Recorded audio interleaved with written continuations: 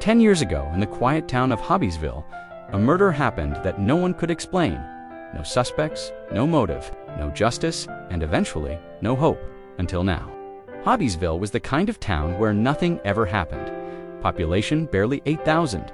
Neighbors knew each other, doors stayed unlocked. That was until October 14th at 2:17 a.m. Police responded to a 911 call that cut off after 12 seconds.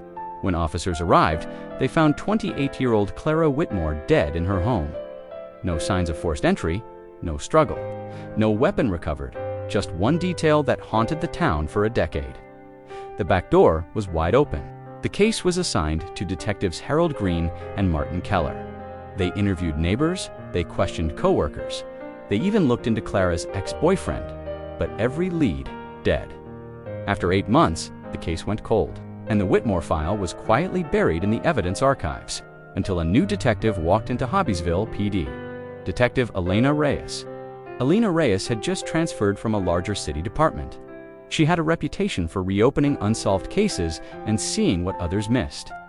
Her first week in town, she asked one question: "What's your oldest unsolved homicide?" The room went silent. Someone muttered Whitmore. And just like that, the file was reopened. As Elena flipped through the dusty folders, something felt off. Photos were missing from the evidence log. Witness statements were inconsistent. Timestamps didn't match dispatch records. And then she found something that made her stop breathing for a second. A lab report marked contaminated.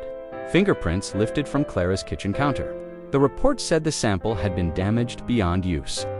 But there was no documentation explaining how. Elena called in the original detectives. Green was retired. Keller was now assistant chief. Keller sat across from her, calm, almost too calm. "You're digging up ghosts," he told her. "There's nothing there." Elena didn't blink. "Then you won't mind if I keep digging?" She re-interviewed witnesses. One neighbor, Mrs. Daly, had originally stated she saw a tall man in a dark hoodie near Clara's house around midnight. But in the official report, her statement had been shortened to, "Did not see anything unusual."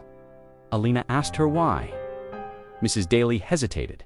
Then she said something that changed everything. "I told them I wasn't sure it was a stranger." "What do you mean?" Elena asked. Mrs. Daly's hands trembled.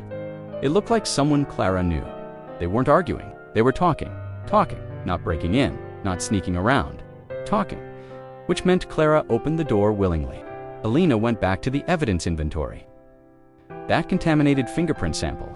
She traced the lab technician who signed off on it. The tech admitted something shocking. It wasn't contaminated. "I was told to mark it that way." Told by who? Silence. Then one name. Keller, Assistant Chief Martin Keller. Elena dug deeper. Phone records from 10 years ago showed multiple calls between Keller and Clara the week before her death. That detail had never been included in the file. She pulled archived patrol logs and found something buried in dispatch audio. The 911 call, enhanced with modern software. The last 2 seconds before it cut off, a voice in the background, not screaming, not shouting, but saying one word. Martin. Elena confronted him. Keller didn't deny knowing Clara. He admitted they had been involved, but claimed it ended months before her death, until Elena placed the fingerprint report on the table.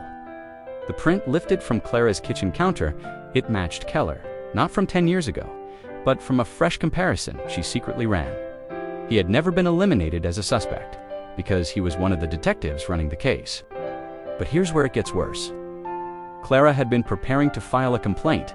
Internal affairs records never submitted showed she was going to expose a relationship she had with a married officer, Martin Keller, the man leading her investigation, the man who tampered with evidence, the man who comforted her family at the funeral. Keller was arrested 3 days later, and Hobbiesville learned something terrifying. The killer was never hiding. He was protecting the case. From himself, this story serves as a chilling reminder that sometimes the greatest dangers are the ones we trust the most. Thanks for watching. If you found this story as compelling as we did, be sure to like and subscribe for more deep dives into cases that demand a second look.